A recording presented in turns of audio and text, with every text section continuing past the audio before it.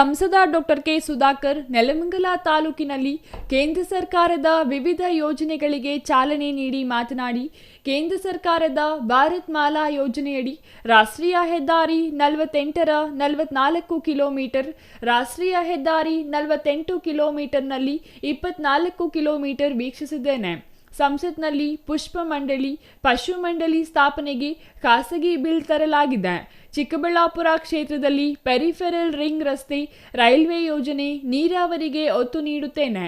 2ನೇ ಅಂತಾರಾಷ್ಟ್ರೀಯ ವಿಮಾನ ನಿಲ್ದಾಣ ವಿಚಾರದಲ್ಲಿ ಪೂರ್ಣ ಚರ್ಚೆ ಮುಗಿದಿಲ್ಲ. ನೆಲಮಂಗಲ ಹಾಗೂ ದೇವನಹಳ್ಳಿ ಸಮೀಪವಿದ್ದು ನೆಲಮಂಗಲ ಬೇಡ ಎಂಬುದಾಗಿ ತಿಳಿಸಿದ್ದು ಕನಕಪುರ ಮಾಡಲು ಪ್ರಸ್ತಾವನೆ ಸಲ್ಲಿಸಿದ್ದಾರೆಂದು ಸಚಿವರು ಹೇಳಿದ್ದಾರೆ.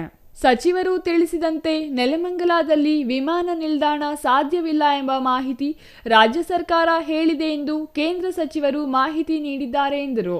ವೃಷಭಾವತಿ ಬಿಜೆಪಿ ಸರ್ಕಾರದ ಯೋಜನೆಯಾಗಿದ್ದು ಯೋಜನೆಗೆ ವಿರೋಧವಿಲ್ಲ. ಆದರೆ ರಾಜ್ಯ ಸರ್ಕಾರ 3ನೇ ಹಂತದಲ್ಲಿ ನೀರನ್ನು ನೀಡುವ ಅನಿವಾರ್ಯತೆ ಇದ್ದು ಸಿಎಂಗೆ ಒತ್ತಾಯ ಮಾಡುತ್ತೇನೆ. ವೃಷಭಾವತಿ ಯೋಜನೆ ಮಾಜಿ ಮುಖ್ಯಮಂತ್ರಿ ಬಸವರಾಜ ಬೊಮ್ಮಾಯಿ ಅವರ ಕೊನೆಯ ಬಜೆಟ್ನಲ್ಲಿ ನಾವು ತಂದಿರುವುದು ಸತ್ಯ. ಆದರೆ 3ನೇ ಹಂತವನ್ನು ಮಾಡದೆ ಕಾಂಗ್ರೆಸ್ ಸರ್ಕಾರ ಕೆಲಸ ಆರಂಭಿಸಿದೆ. ಸರ್ಕಾರದಲ್ಲಿ ಹಣದ ಕೊರತೆ ಇಲ್ಲ ಎನ್ನುವ ಮುಖ್ಯಮಂತ್ರಿಗಳು ಉತ್ತಮ ನೀರಿಗಾಗಿ 500 ಕೋಟಿ ವೆಚ್ಚ ಮಾಡಿ 3ನೇ ಹಂತ ಮಾಡಲು ಏಕೆ ಸಾಧ್ಯವಿಲ್ಲ? 2ನೇ ಹಂತ ಜನರಿಗೆ ವಿಷವಾಗಬಹುದು. ಆದ್ದರಿಂದ 3ನೇ ಹಂತ ಮಾಡಿ ರೈತರಿಗೆ ಅನುಕೂಲ ಮಾಡಬೇಕು ಎಂದರು.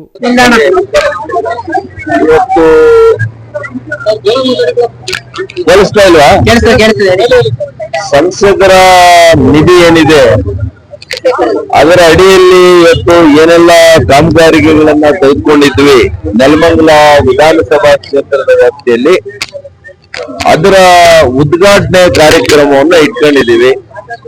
ಅದಕ್ಕೆ ನಮ್ಮೆಲ್ಲ ಮುಖಂಡರು, ಜನತಾದಳ ಹಾಗೂ ಭಾರತೀಯ ಜನತಾ ಪಕ್ಷದ ನಮ್ಮ ಎನ್ ಡಿ ಎ ಮುಖಂಡರುಗಳು ಎಲ್ಲರೂ ಕೂಡ ನಾವು ಜೊತೆಯಲ್ಲಿ ಸೇರಿ ಇವತ್ತು ಬಂದು ಈ ಕಾರ್ಯಕ್ರಮವನ್ನ ಉದ್ಘಾಟನೆಯನ್ನ ಮಾಡ್ತಾ ಇದ್ದೀವಿ. ಇದರ ಜೊತೆಗೆ ರಾಷ್ಟ್ರೀಯ ಹೆದ್ದಾರಿ ಏನು ಈಗಾಗಲೇ ಕಾಮಗಾರಿ ಪ್ರಾರಂಭ ಆಗಿದೆ, ಅದಕ್ಕೆ ಸಂಬಂಧಪಟ್ಟಂತ ಎಲ್ಲ ಅಧಿಕಾರಿಗಳನ್ನ ಕೂಡ ಇವತ್ತು ಅಲ್ಲಿ ಬರಕ್ ಹೇಳಿದ್ದೇನೆ.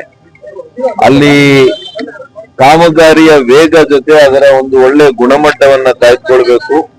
ಕೆಲವು ಅದರ ಬಗ್ಗೆ ಕೂಡ ನಮ್ಮ ಕಾರ್ಯಕರ್ತರು, ನಮ್ಮ ಸಾರ್ವಜನಿಕರು ಕೂಡ ಕೆಲವು ಅದರ ಬಗ್ಗೆ ವಿಷಯಗಳನ್ನ ಹೇಳಿದ್ದಾರೆ. ಅದರ ಬಗ್ಗೆ ಕೂಡ ಕೂಲಂಕುಷವಾಗಿ ಚರ್ಚೆ ಮಾಡ್ಲಿಕ್ಕೆ ಅವರನ್ನು ಕೂಡ ಕರೆದಿರುವಂತದ್ದು.